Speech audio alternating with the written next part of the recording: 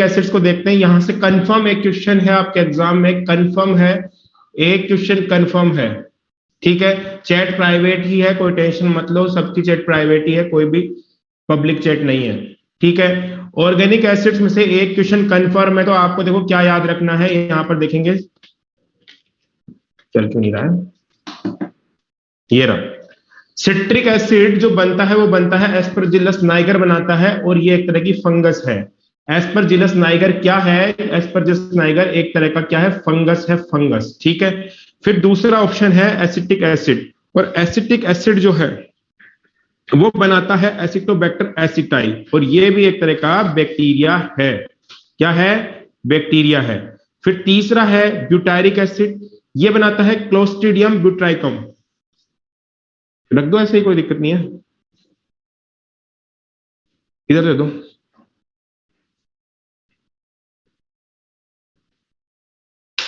ठीक है, ये बनाता है क्लोस्ट्रिडियम ब्यूटाइकम, और ये बनाता है बैक्टीरिया, ठीक है।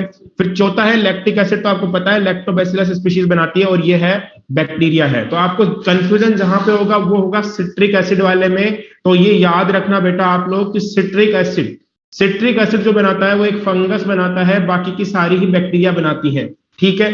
अगर आप कोई मैलिक एसिड पूछ ले तो लिख सकते हो मैलिक एसिड, मैलिक एसिड, और ये मैलिक एसिड जो बनाता है वो यीस्ट बनाता है, यीस्ट, मैलिक एसिड यीस्ट बनाता है, ठीक है। तो ये इतनी बात हुई हमारी एसिड्स की। यहां से एक क्वेश्चन कंफर्म है, वन क्वेश्चन कंफर्म, एक क्वेश्चन एग्जाम में है, 4 नंबर पक्के हैं इस टेबल को याद करने से, ठीक है। नेक्स्ट चलते हैं आगे। अब है एंजाइम्स, तो देखो कुछ एंजाइम्स होते हैं पैक्टिनेज एंड प्रोटीएज, ठीक है। एंजाइम्स के बारे में पढ़ रहे हैं, ये भी हमें माइक्रो ऑर्गेनिज्म से मिलते हैं। तो जो पैक्टिनेज है और प्रोटीएज है ये हम काम में लेते हैं फ्रूट जूसेस के लिए, फ्रूट जूसेस को क्लियर बनाने के लिए, क्लीन बनाने के लिए। अब आपको पता है कि फ्रूट जूसेस जो हम बाजार में पीते हैं उन फ्रूट जूसेस के अंदर क्या होता है? पैक्टीन, ठीक है। पैक्टीन होता है और सेल्यूलोज होता है, प्रोटीन होता है। तो यहां पर ये हमें धुंधले धुंधले से दिखाई देते हैं, ब्लर दिखाई देते हैं, लेकिन जो पैकेज्ड आते हैं वो एकदम से क्लियर दिखाई देते हैं, क्योंकि उनमें मिलाया जाता है पैक्टिनेज एंड प्रोटीएज। तो ये पैक्टिन को डिसॉल्व कर देगा और प्रोटीएज को डिसॉल्व कर देगा, तो ये क्लियर करते हैं बोटल्ड जूस को, लाइक दिस। नेक्स्ट है लाइपेज, और लाइपेज जो है वो लिपिड का डिग्रेडेशन करता है। तो डिटर्जेंट में मिलाते हैं हम लाइपेज, लॉन्ड्री इंडस्ट्री में, ठीक है। तो यहां पर मान लो आप कहीं खाना खाने गए और वहां पे आपके शर्ट पे गिर गया मूंग की दाल का हलवा, और उसके अंदर लिपिड्स, बहुत सारे घी है, तो वहां पे अब वो धब्बा नहीं हट पाएगा, तो उसे डिटर्जेंट से लाके धोगे तो वो धुलेगा, सिंपल डिटर्जेंट से नहीं धुल पाएगा। तो लाइपेज वहां पे होता है जो लिपिड को निकाल देगा, ठीक है। ओके, टाइड, वेनिश, हाँ बिल्कुल। तो वहां पर क्या मिला होता है? लाइपेज, ठीक है। नेक्स्ट, ये शर्ट है, इसके ऊपर ये धब्बा लग गया है, इसको हटाएगा lipase. Next, streptokinase tissue plasminogen activator, TPA, ठीक है। ये क्या होता है? Tissue plasminogen activator. ये आपके ब्लड में जो क्लोटिंग होती है उस ब्लड की क्लोटिंग को डिसॉल्व करता है टिश्यू प्लाज्मिनोजन एक्टिवेटर। कैसे? ये आपके ब्लड की क्लोटिंग को डिसॉल्व कर देगा। अगर मायोकार्डियल इंफ्रारक्शन की कंडीशन बनती है तो मायोकार्डियल इंफ्रारक्शन के अंदर प्रमेश कुमार क्लास में आए हो कितने दिनों बाद?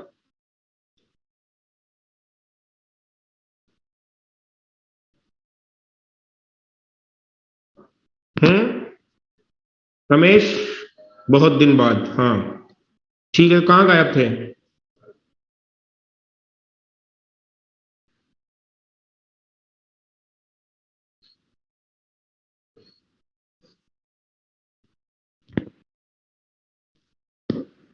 हाँ बताया था, ठीक है।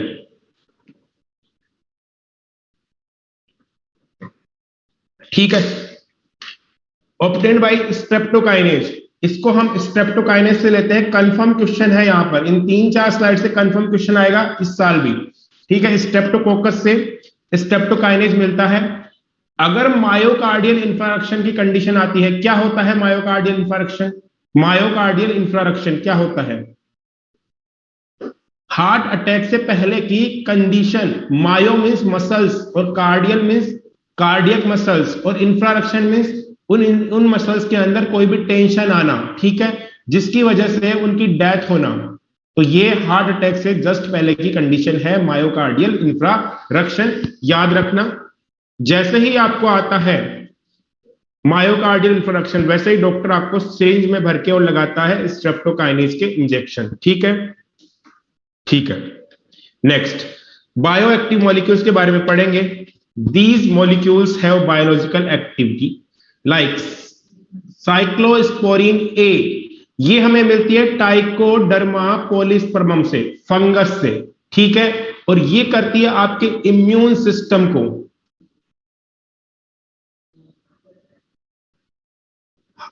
हाँ, ये क्या करती है? ये आपके इम्यून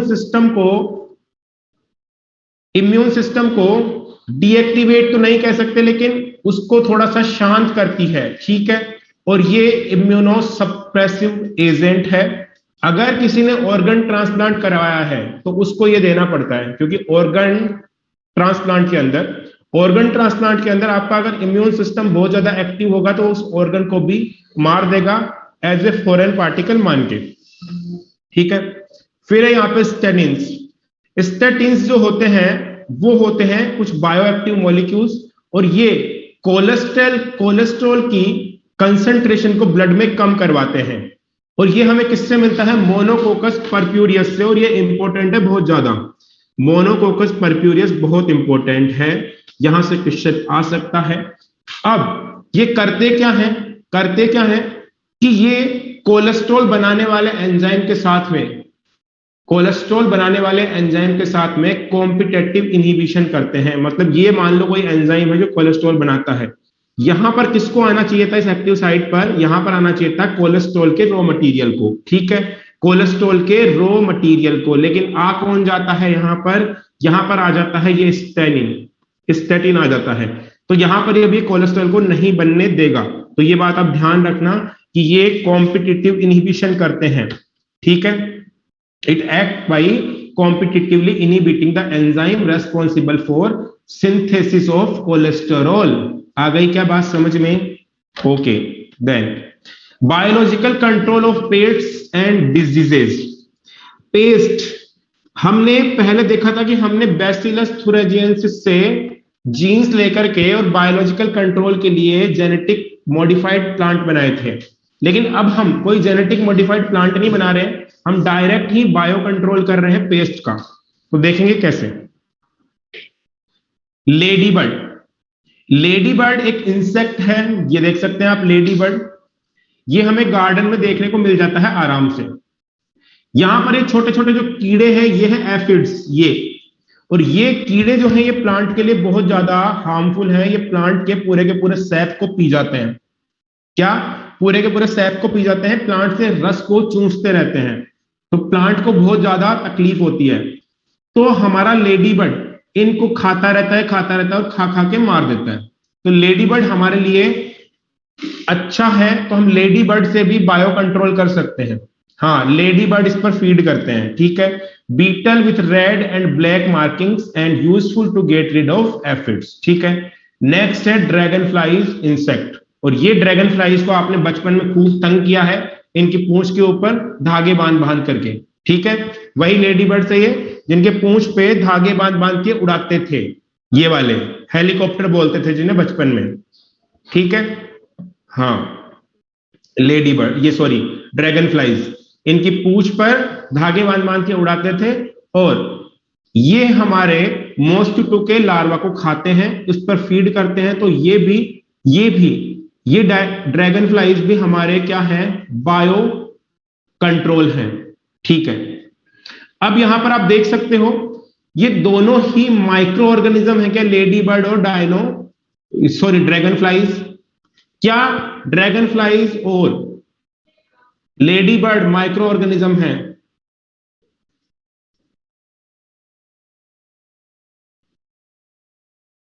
ये माइक्रो ऑर्गेनिज्म नहीं है, इनको पढ़ रहे हैं केवल और केवल बायो कंट्रोल ऑफ पेस्ट में, पर ये माइक्रो ऑर्गेनिज्म नहीं है, ये आपको आंखों से दिख सकते हैं। माइक्रो ऑर्गेनिज्म वो होते हैं जो आंख से नहीं दिखते हैं, नेकेड आइज से, ये माइक्रो ऑर्गेनिज्म नहीं है, ठीक है, ध्यान रखना ये बात। Next, bacillus thuringiensis. Bacillus thuringiensis एक प्रकार का क्या बनाता है, क्राई प्रोटीन, और वो क्राई प्रोटीन जो होता है वो इंसेक्ट को मारता है, इंसेक्ट को मारता है, आपको ये चीज पता है।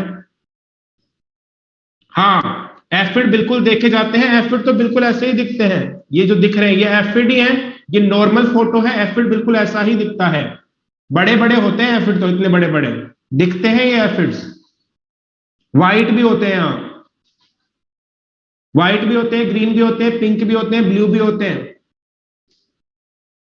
ठीक है।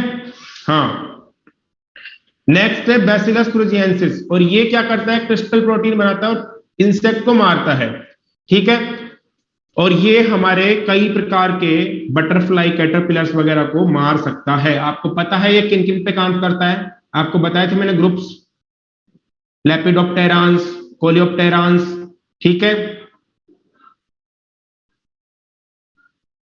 डायोप्टेरांस, ठीक है, डायोप्टेरांस, ये बताए थे मैंने, तो इनको ये मारता है। नेक्स्ट है ट्राइकोडर्मा।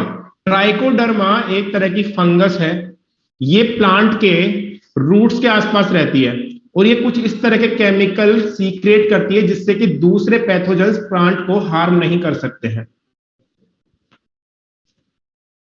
हाँ, जैसिड्स आएंगे तब बताएंगे क्या होते हैं, ठीक है। ट्राइकोडर्मा का कोई नैरो स्पेक्ट्रम नहीं है,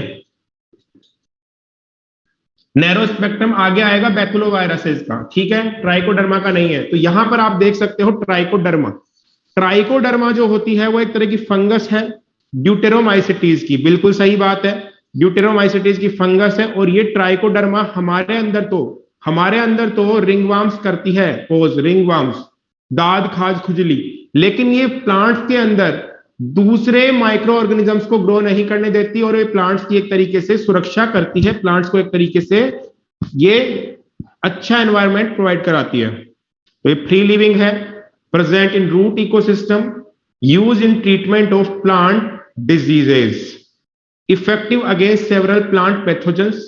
नेक्स्ट, बैकुलोवायरसेस। क्या होते हैं baculoviruses? They are member of genus nucleopolyhedrovirus, ये वायरस है, और ये किस जीनस में आते हैं, न्यूक्लियोपोलीहेड्रोवायरसेस में। Baculoviruses are pathogens that attack insect and other arthropods. क्या होते हैं आर्थ्रोपोड्स, बताओ बताओ क्या होते हैं आर्थ्रोपोड्स?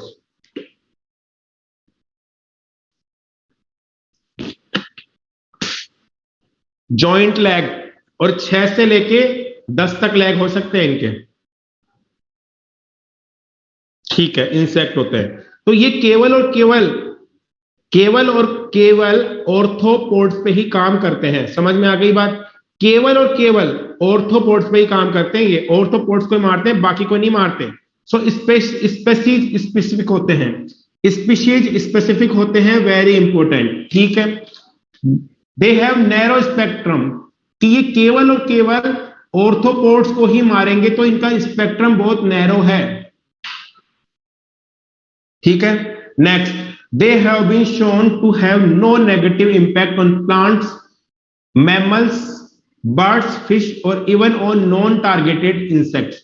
आर्थ्रोपोड के अलावा किसी और इंसेक्ट के ऊपर भी ये हमला नहीं करते हैं, प्लांट, एनिमल, फिश, बर्ड को भी कोई नुकसान नहीं पहुंचाते हैं। तो ये क्या है? ये है नैरो स्पेक्ट्रम वाले स्पीशीज स्पेसिफिक, याद रखना इंपॉर्टेंट है, ठीक है। इंटीग्रेटेड पेस्ट मैनेजमेंट, अगर हमें कहीं पर कुछ स्पेसिफिक कीड़ों को ही मारना है, सभी को नहीं मारना है, जैसे लेडी बर्ड को बचाना है, और भी कोई दूसरे इंसेक्ट है जो कि हमारे लिए बेनिफिशियल है, उनको बचाना है, और किसको मारना है? ऑर्थोपोड्स को। तो उस कंडीशन में आप यूज करते हो किसका? बैकुलोवायरसेस का, ठीक है। तो यहां पे आप कर सकते हो, this programme is apply when beneficial insects are being conserved, it have been applied in ecologically sensitive area. क्या होता है इकोलॉजिकली सेंसिटिव एरिया? किसी भी एरिया को इकोलॉजिकल सेंसिटिव कहने के लिए क्या कंडीशंस हैं, बताओ मुझे।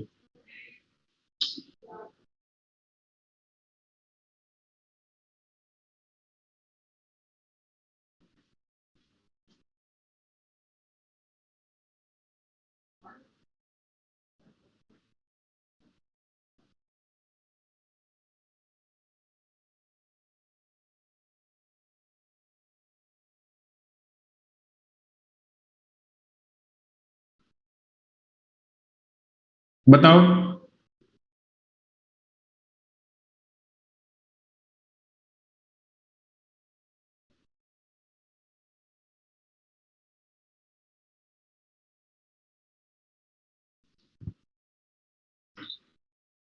गलत बात है, डाइवर्सिटी कमी नहीं होती है।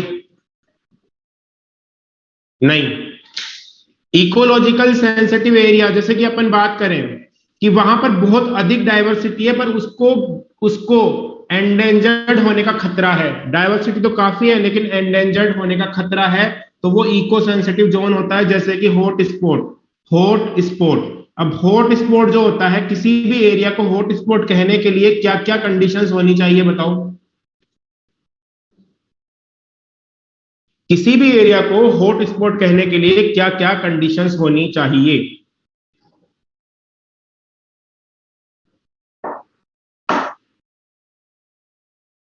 हाँ, हॉट स्पॉट होने के लिए सबसे बड़ी कंडीशन है कि एंडेमिक स्पीशीज हो, स्पीशीज डाइवर्सिटी बहुत ज्यादा हो, और तीसरा है कि वहां पर एंडेंजर्ड स्पीशीज भी हो, उन स्पीशीज पर एंडेंजर्ड होने का खतरा हो। ठीक है, तब हम उसे बोलते हैं क्या, हॉट स्पॉट। ठीक है, फिर आ गया ये, in IPM those bio control agent to be used which are species specific and target specific। ठीक है, आ गई बात समझ में? तो यहां पर बायो कंट्रोल हम जब करते हैं इंटीग्रेटेड पेस्ट मैनेजमेंट के थ्रू, तब यहां पर हम स्पीसीज स्पेसिफिक और टारगेट स्पेसिफिक लेते हैं कोई भी कंट्रोलर। ठीक है, जैसे कि बैक्यूलोवायरसेस। ये क्वेश्चन है, ये एग्जाम में पूछा गया है, एग्जाम में पूछा गया है, नीट में। इस क्वेश्चन को सोल्व करो जरा, इसका आंसर बताना तो।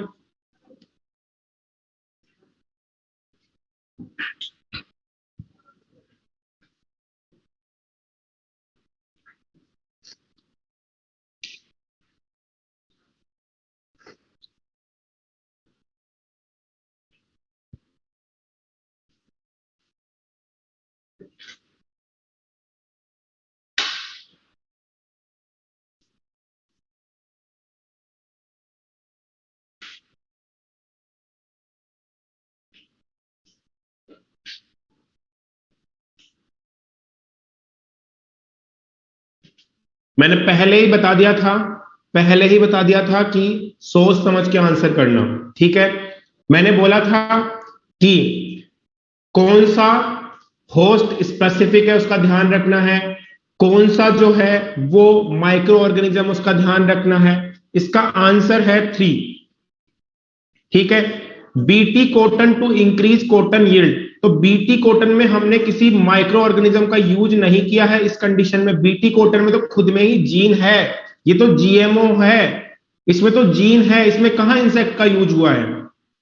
दूसरा है ladybird beetle against aphids. तो लेडी बर्ड क्या क्या लेडी बर्ड माइक्रो ऑर्गेनिज्म है क्या? नहीं, ये माइक्रो ऑर्गेनिज्म नहीं है। ट्राइकोडर्मा वाला सही है। न्यूक्लियोपोलीहेड्रोवायरसेस अगेंस्ट रस्ट, क्या ये रस्ट पे काम करते हैं क्या? ये तो ऑर्थोपोड्स पे काम करते हैं। ठीक है, आगे बात समझ में? तो आंसर क्या हो गया, 3 नंबर। तो ध्यान रखना कि कौन सा माइक्रो ऑर्गेनिज्म है और कौन सा नहीं है। मैंने बोली थी ये बात पहले भी कि माइक्रो ऑर्गेनिज्म कौन सा है और कौन सा नहीं है। ठीक है, गोट इट। ओके, नेक्स्ट पढ़ेंगे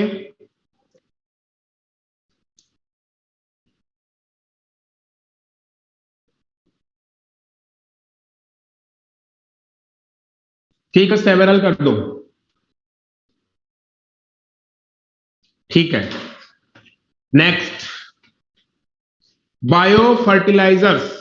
biofertilisers are organisms that enrich the nutrient quality of the soil.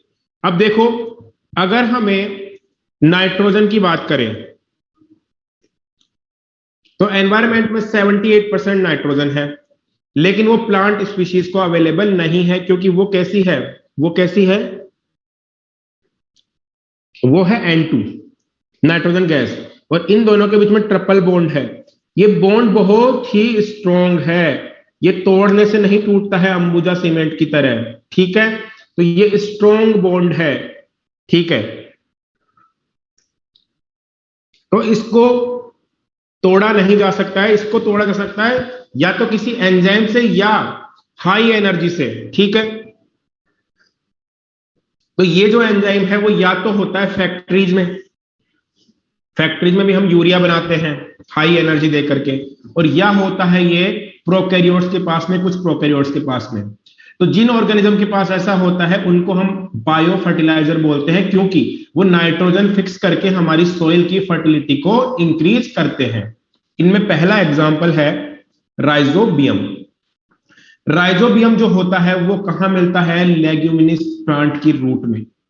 Leguminous plant जैसे कि सोयाबीन हो गई, जैसे कि मटर हो गया, जैसे कि सेम हो गया, कोई भी दाल वाला पौधा हो गया, और ये यहां पर नाइट्रोजन फिक्स करता है, राइजोबियम। आपको ये पढ़ा दिया जाएगा या फिर पढ़ा दिया गया होगा जब आपको पढ़ाएंगे नाइट्रोजन साइकिल, नाइट्रोजन फिक्सेशन, और वो पढ़ाएंगे मिनरल न्यूट्रिशन में, प्लांट फिजियोलॉजी में। ठीक है, नेक्स्ट है, it forms symbiotic association with nodules of the root of leguminous plant. ठीक है, नेक्स्ट है, these bacteria fix atmospheric nitrogen into organic forms। ठीक है, तो राइजोबियम तो किसमें करता है, लेगुमिनस प्लांट में। अगर हम नॉन लेगुमिनस प्लांट की बात करें तो आप कौन सा बैक्टीरिया बताओगे नॉन लेगुमिनस में?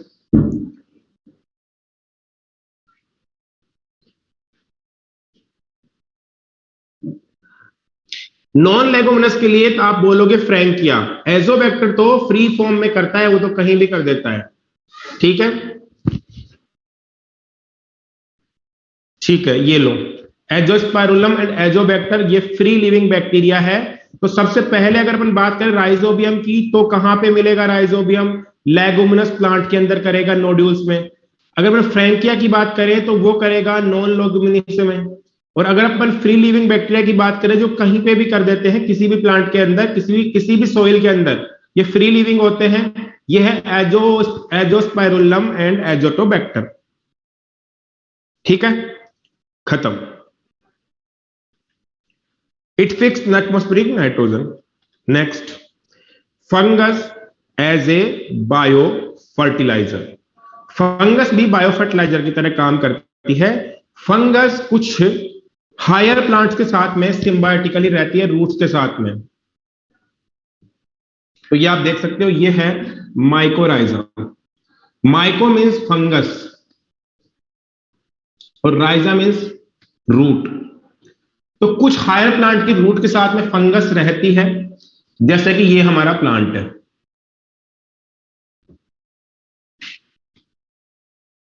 ठीक है, ये प्लांट है, इस प्लांट की रूट से यहां पे फंगस मिलेगी, और ये फंगस क्या करेगी, यहां पर मिनरल को एब्जॉर्ब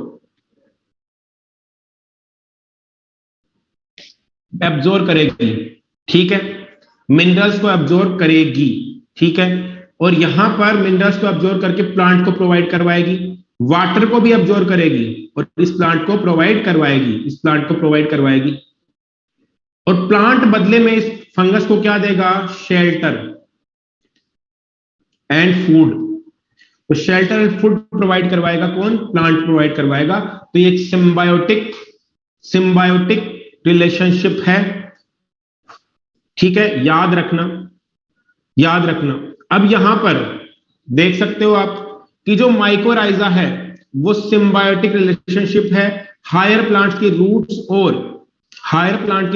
और फंजाई के बीच में। अगर हम पाइनस की बात करें, पाइनस की, तो पाइनस के सीड का जर्मिनेशन, पाइनस के सीड का जर्मिनेशन जो है वो बिना माइक्रोराइजा के हो ही नहीं सकता। पहले माइक्रोराइजा बनेंगे तब ही सीड का जर्मिनेशन होगा। ध्यान रखना, पाइनस के सीड का जर्मिनेशन बिना माइक्रोराइजा के नहीं होता है।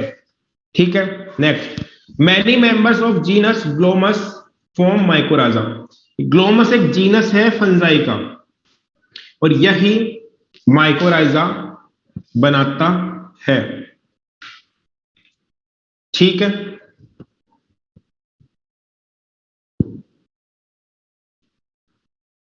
ठीक है। The fungal absorbs phosphorus from soil, mainly phosphorus, and passes it to the plant. ठीक है, प्लांट में ट्रांसफर करेगा।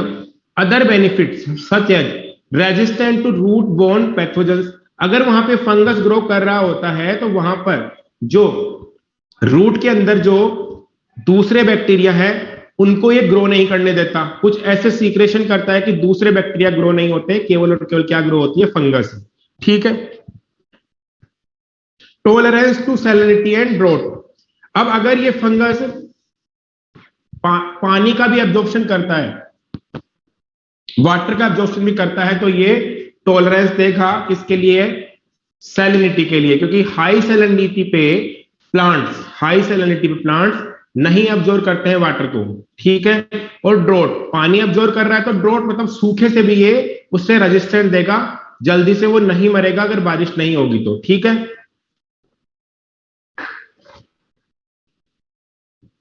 नेक्स्ट है,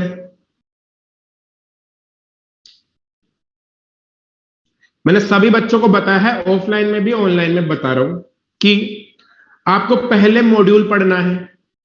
मॉड्यूल पढ़ने के बाद में कोशिश ये करनी है कि उसको समझ जाओ मॉड्यूल को, उसके बाद में एनसीईआरटी पे शिफ्ट होना है। पहले मॉड्यूल पढ़ना है, क्योंकि मॉड्यूल के बिना आप एनसीईआरटी पे शिफ्ट नहीं हो सकते हो। ठीक है, अब क्या है कि एनसीईआरटी क्यों पढ़नी है, क्योंकि वहां से क्वेश्चन आते हैं, लगभग 99% क्वेश्चन एनसीईआरटी से आते हैं। लेकिन बिना मॉड्यूल के, बिना एलन की क्लास के तुम मॉड्यूल पे एनसीईआरटी पे नहीं जा सकते हो। दूसरी बात यह है कि जब एग्जाम का टाइम आएगा तो तुम्हारे पास में 8 से 10 मॉड्यूल होंगे केवल बायो के, इतने सारे 8 मॉड्यूल बायो के। कितने मॉड्यूल? 8 बायो के, इतने मॉड्यूल, इतने ही फिजिक्स के, इतने ही केमिस्ट्री के। नहीं हो सकते हैं रिवाइज, एग्जाम के टाइम पर रिवाइज नहीं हो सकते हैं, तो तुम्हें रिवीजन करने के लिए तो एनसीईआरटी बेस्ड ही चलना पड़ेगा। तो एनसीईआरटी के अंदर ही तुम पढ़ो, उसके अंदर ही शॉर्ट नोट्स लिखो, क्योंकि रिवीजन के टाइम पर तुम इतने सारे नोट्सों को लेकर के नहीं बैठ सकते हो। तुम्हारा सेंटर दूर आ गया तो तुम नहीं लेके जा सकते हो।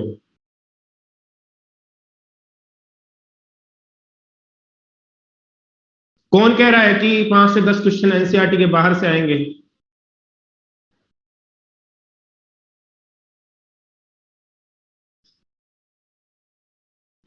नहीं, 1-2 क्वेश्चन तो हमेशा ही आते हैं। फिजिक्स केमिस्ट्री में तो आते हैं, क्योंकि वहां पर सेम डेटा नहीं आता ना, तो डेटा चेंज हो सकता है। हाँ, पेपर तो अगली बार भी एनसीईआरटी बेस्ड ही आएगा, पर फिजिक्स और केमिस्ट्री में कुछ कैलकुलेशन अलग आ सकती है। अब कैलकुलेशन थोड़ी ना वो सेम दे देगा। ठीक है, ठीक है। Next, cyanobacteria as a bio fertiliser.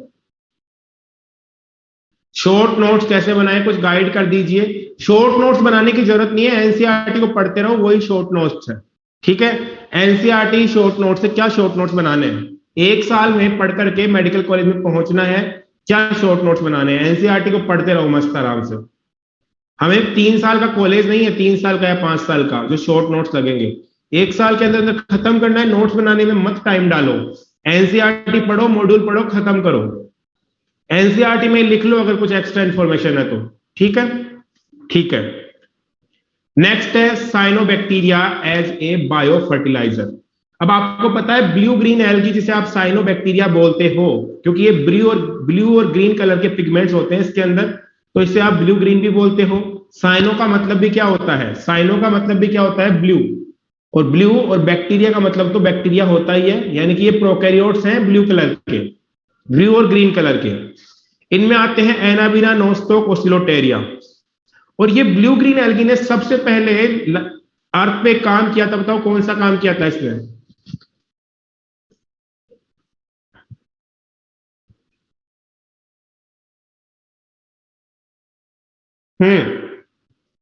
Oxygenic photosynthesis इसी ने किया था, ऑटो रिवोल्यूशन, ठीक है, इसी ने किया था oxygenic photosynthesis.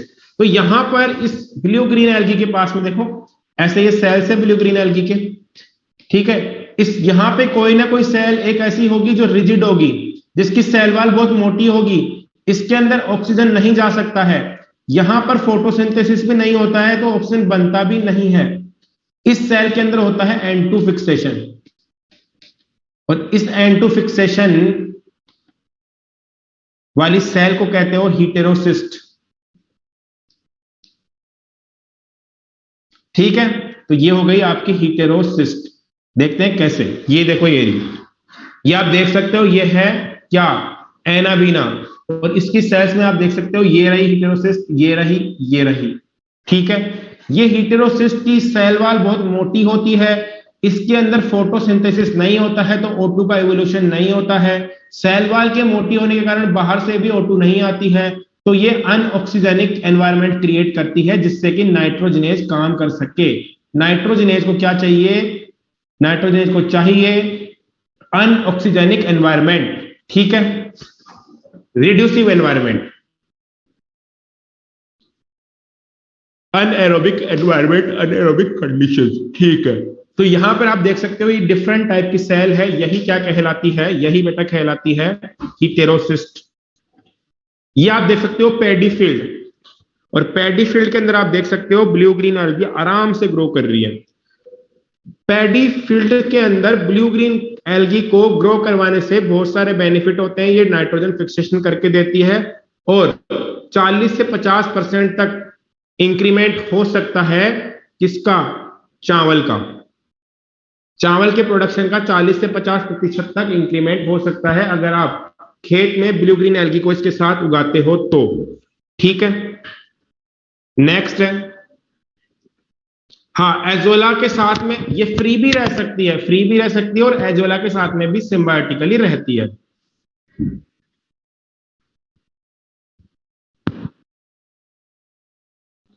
Widely distributed in aquatic and terrestrial environments, phototropic microbes, blue-green algae also fix atmospheric nitrogen. In paddy fields, cyanobacteria serve as an important fertilizer. तो इतनी सी बात थी, इसको देख लो। लाते कहां से है, अगर आपका फ्रेश फील्ड है तो आप किसी तालाब के अंदर जाओ और वहां से थोड़ा वाटर लेके आ जाओ, और वहां उस तालाब में जहां पे ग्रो कर रही है, और इसको लेके आ जाओ, उसके अंदर डाल दो। फ्रेश फील्ड, अगर नया नया खेत है और पुराना खेत है, अगर बार बार ग्रो करते हो तो वहां पे ये रहती है अपने आप। एक बार आपने खेत में लाके डाल दी, तो फिर अगर खेत में जब तक थोड़ी नमी रहेगी, जब तक मिट्टी गीली रहेगी, मॉइस्चर रहेगा, ये मरती नहीं है, अपने आप ही ग्रो होने लग जाती है, ठीक है। आ गई बात समझ में? तो पहले किसी ऐसे पॉन्ड से लेके आ जाओ थोड़ा सा वाटर जिसके अंदर ये हो, फिर उसको लाके अपने वाटर में डाल दो। तो ये बात थी हमारी साइनोबैक्टीरिया की। नेक्स्ट है बायोगैस। अब हम पढ़ेंगे biogas. What is biogas? Biogas is a mixture of gases produced by the microbes, microbial activity and which may be used as fuel। देखो क्या होता है, हमारे यहां पर गांवों के अंदर फ्यूल की समस्या है, ठीक है, गैस महंगी है जो हम लाते हैं एलपीजी, पेट्रोल बहुत महंगा हो गया है, आपको पता है क्या कंडीशन है, बाइक चलाना भी मुश्किल होता जा रहा है, कैसे काम चलेगा? गवर्नमेंट सुनने को रेडी नहीं है, क्योंकि गवर्नमेंट को मतलब ही नहीं रहा, तो अब करे क्या? बहुत बुरी कंडीशन है। कार ले लो सर, कार रखिए घर पे, लेकिन पेट्रोल इतना महंगा है कि निकालने की हिम्मत नहीं होती।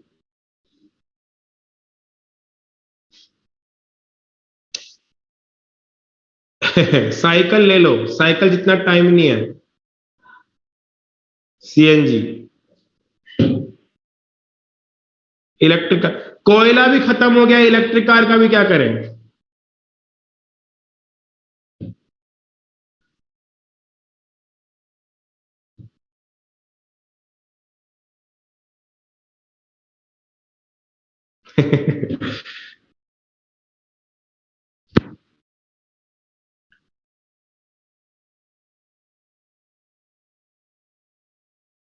अरे कोई सैलरी ज्यादा नहीं है, तुमको गलत फहमी है।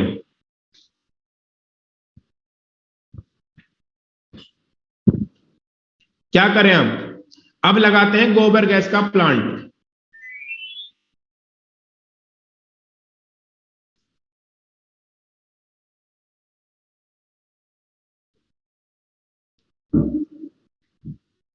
ऑटो पायलट मोड पे चलता है हॉर्स।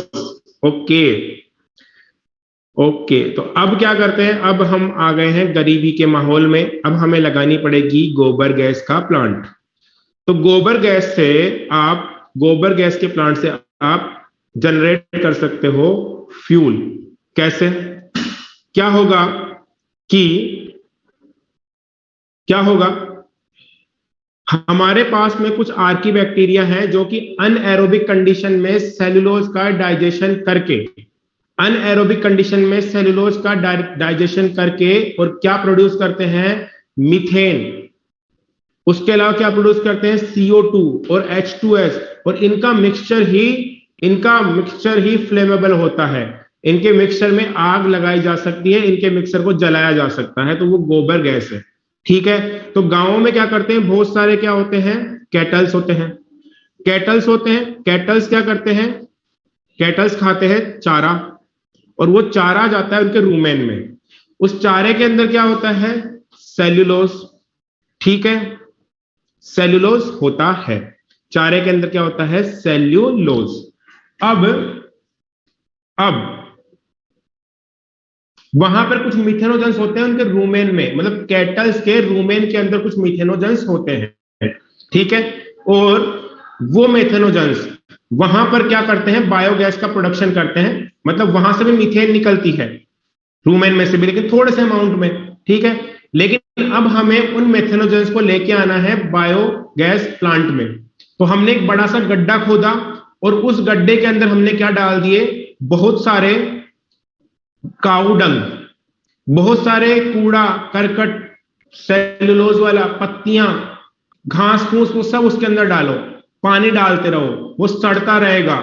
एरोबिक बैक्टीरिया वहां पर काम करके उसको तोड़ते रहेंगे। सेल्यूलोज को पहले ग्लूकोज में तोड़ा जाएगा, फिर उसको एसिड में कन्वर्ट किया जाएगा, और फिर उसको, उस एसिड पे कौन काम करेंगे? उस एसिड पे काम करेंगे मेथेनोजेंस, और वो फिर बनाएंगे बायोगैस।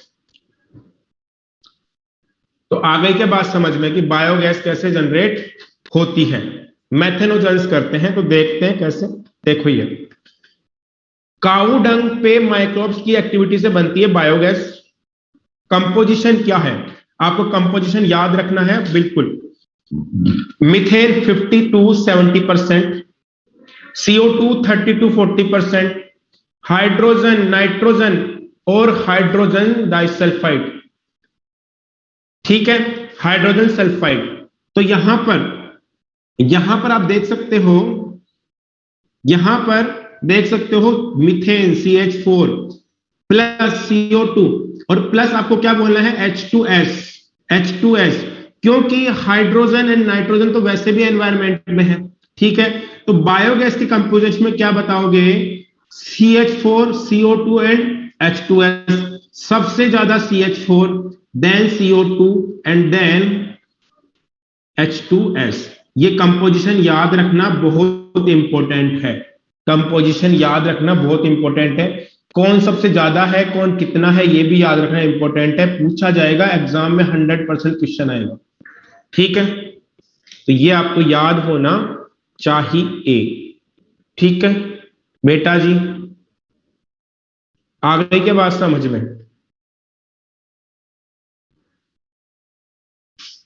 ठीक है,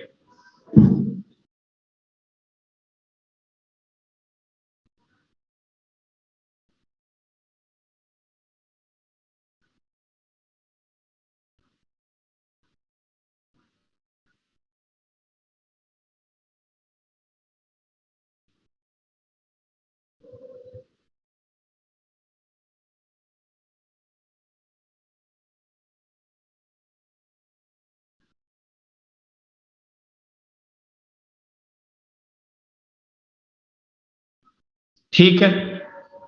तो ये बात हो गई हमारी यहाँ की बायोगैस की इंपोर्टेंट। अब बनती कैसे है, आगे की रिएक्शन देखते हैं। कौन सी लाइब्रेरी में? ये केतन ऑफलाइन में है क्या तू बेटा?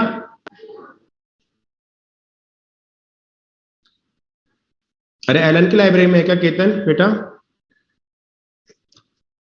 ओके, ठीक है, अच्छी बात है। अब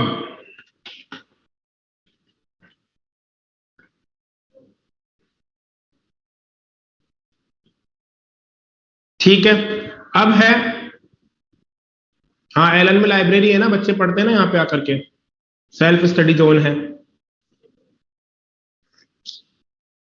ठीक है, फिर यहाँ पर माइक्रोब्स, कौन से माइक्रोब्स बनाएंगे? मेथेनोजेंस, यानी कि मेथेनोबैक्टीरियम। ये देख सकते हो, ये होते हैं मेथेनोबैक्टीरियम। ये अनएरोबिकली ग्रो करते हैं।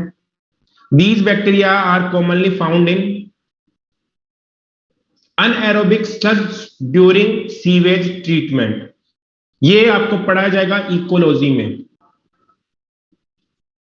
वहां पर हम पढ़ेंगे इकोलॉजी के अंदर कि कैसे हम स्लरी का, या फिर आप कह सकते हो स्लज का, या फिर आप कह सकते हो सीवेज का ट्रीटमेंट करते हैं। ये पढ़ाया जाएगा इकोलॉजी में। और दूसरा वाला जो है वो मैं बता रहा हूं अभी, द रूमेन ऑफ कैटल। ये कैटल के रूमन में मिलते हैं, कैटल के रूमन में, यानी कि उसके स्टोमक में। ठीक है, वहां पर चैम्बर्ड स्टोमक होता है, चैम्बर्ड, उसके एक चैम्बर में मिलते हैं कौन? मेथेनोजेंस। तो आप क्या करोगे? Biogas production occurs in 3 steps. Cow dung, क्या लोग काऊ डंग? इसमें सेलुलोज है। सो सेलुलोज को आप तोड़ोगे मोनोमर में। अब मुझे बताओ सेलुलोज किसका पॉलीमर है? यानी सेलुलोज को जब मोनोमर में तोड़ोगे तो क्या बनेगा? सेलुलोज किसका मोनोमर है? ग्लूकोज का। बिल्कुल सही है, सेलुलोज ग्लूकोज का मोनोमर है। तो जब आप काऊ डंग को फर्स्ट स्टेप में तोड़ोगे तो क्या बनेगा? Glucose monomer. सेकंड स्टेप में क्या बनेगा? Organic acid. और थर्ड स्टेप में बनेगा acetic organic acid, acetic acid. फिर ये बना मेथेन। कौन बनाएगा? मेथेनोजेंस। तो 3 स्टेप का प्रोसेस है। फर्स्ट स्टेप में मोनोमर, सेकंड में ऑर्गेनिक एसिड, और थर्ड में बायोगैस प्रोडक्शन। फर्स्ट स्टेप बहुत स्लो होती है सेलुलोज का मोनोमर में कन्वर्ट होना, इसीलिए यह भी रेट डिटरमाइनिंग स्टेप है, रेट डिटरमाइनिंग स्टेप। ठीक है क्या?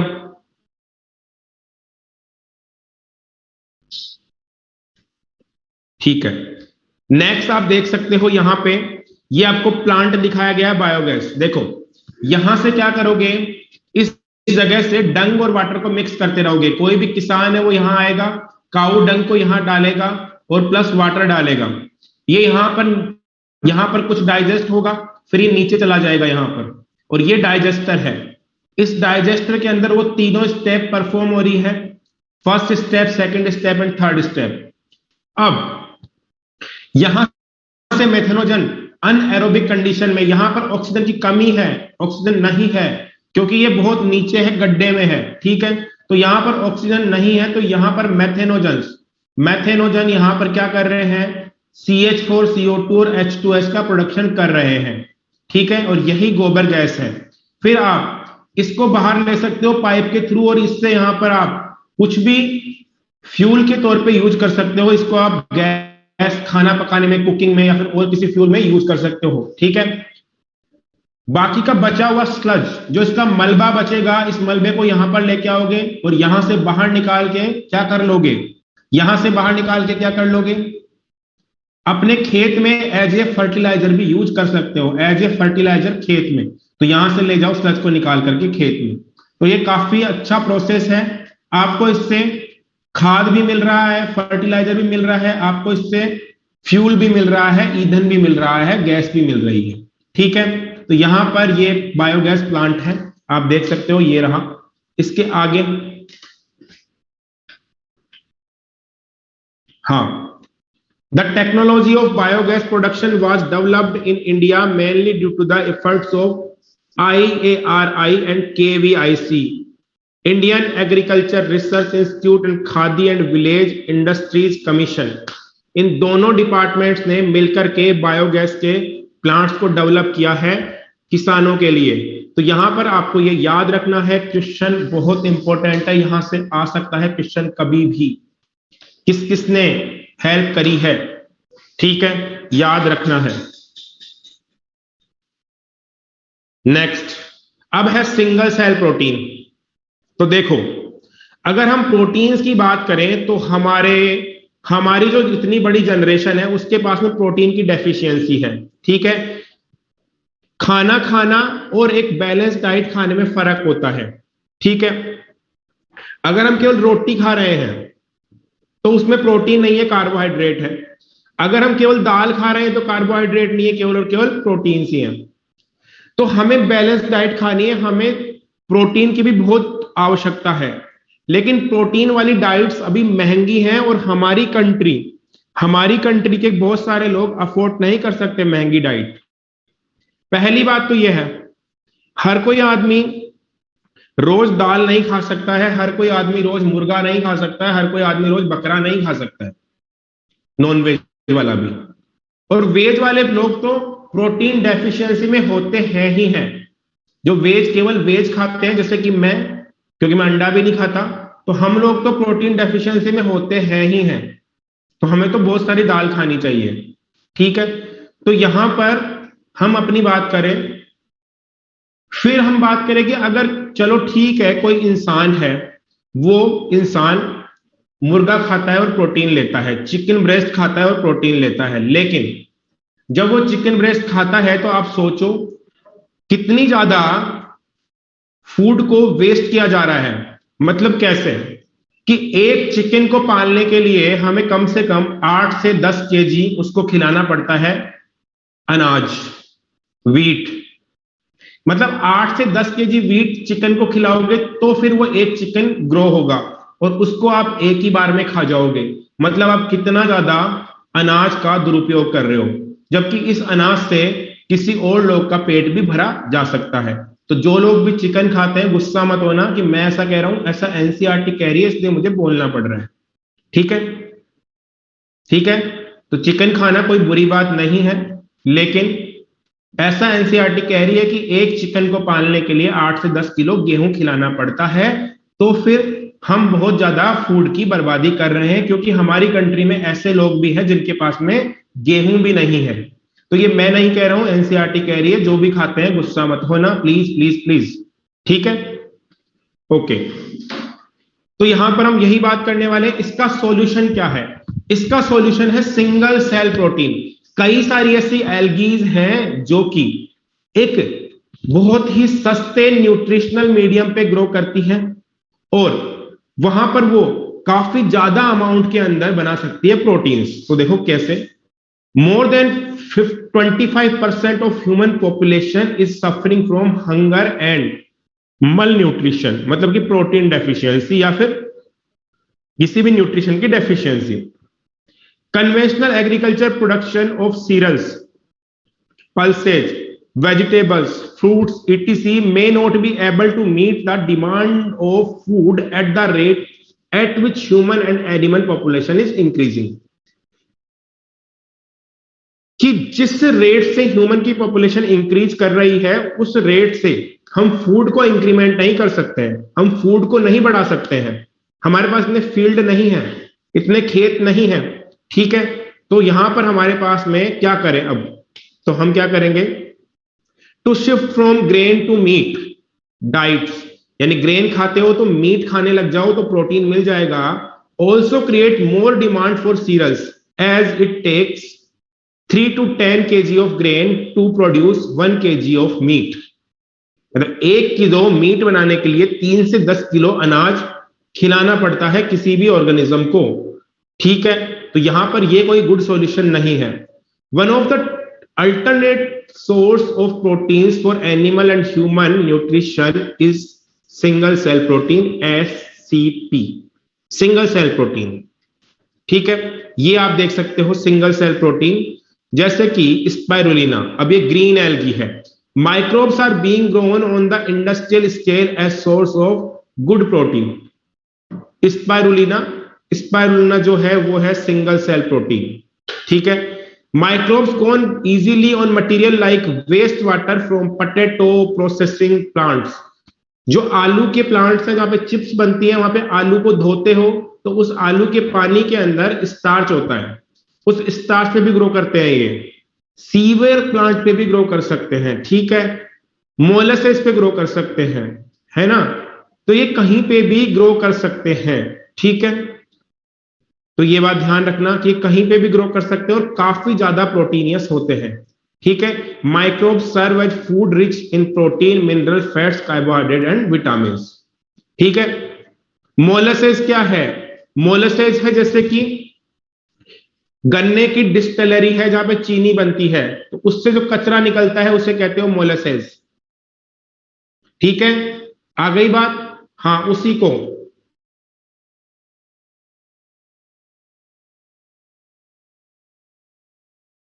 तो मोलसेस क्या है? जहां पर चीनी की फैक्ट्री है वहां पर गन्ने को पीसा जाता है, तो गन्ने का कचरा वही मोलसेस है। समझ में आ गई बात?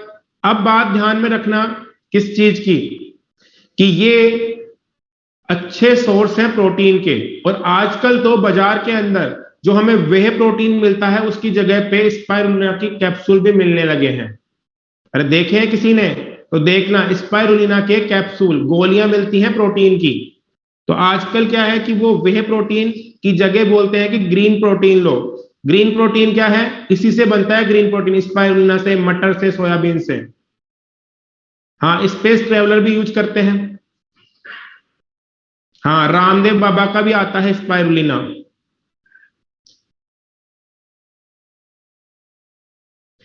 मल्टीसेलुलर नहीं होता है। मल्टीसेलुलर होने में और कॉलोनियल होने में फर्क होता है। मल्टीसेलुलर नहीं है, बहुत सारी सेल मिलकर के पास पास रहती है ऐसे। ठीक है, ठीक है, तो यहां पर हो गई हमारी बात इस चैप्टर की। अब देखो, 250 gram of micro organism like methylophilus methylotrophus, because of its high rate of biomass production and growth, can be expected to produce 25 ton of protein। बताओ, 250 ग्राम से आप 25 टन प्रोटीन बना रहे हो एक दिन में। तो ये भी क्या है? अच्छा है। और other example is mushroom. Mushrooms are also proteinious. तो मशरूम को भी लोग खा रहे हैं आजकल, तो ये भी है कि आप मशरूम को भी खा सकते हो। हाँ, लोग कहते हैं, अब जैसे बाबा रामदेव की कंपनी का आता है स्पाइरुलिना, तो बाबा रामदेव तो यही कहता है कि ये फायदेमंद है। जिन लोगों के पास में वे प्रोटीन है वो कहते हैं वे प्रोटीन फायदेमंद है, जिनके पास में ग्रीन प्रोटीन है वो कहते हैं ग्रीन प्रोटीन फायदेमंद है। ठीक है, तो ऐसा कुछ भी नहीं है, प्रोटीन प्रोटीन तो एक ही है। पर क्या होता है ना कि अब जैसे वे प्रोटीन है, तो वे प्रोटीन नकली भी आता है बहुत कंडीशंस में। तो वे नकली आता है तो उस कंडीशन में तो फिर वो नुकसानदायक होगा ही होगा। ठीक है, तो यहां पर ये चैप्टर हो गया खत्म। डन डना डन डन।